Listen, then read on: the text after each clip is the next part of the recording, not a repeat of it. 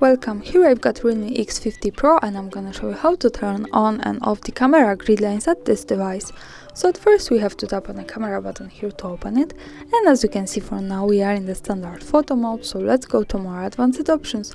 We can do it by tapping on this button here in the right corner, and it gives us access to 3 other buttons. For now we are interested in this one from the right.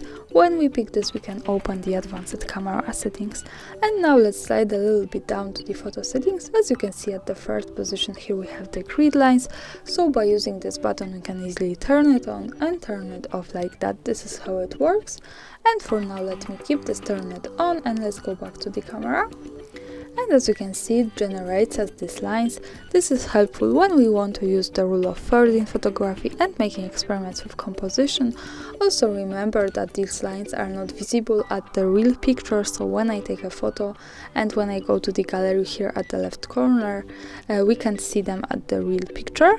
These lines are only to help us taking better photos.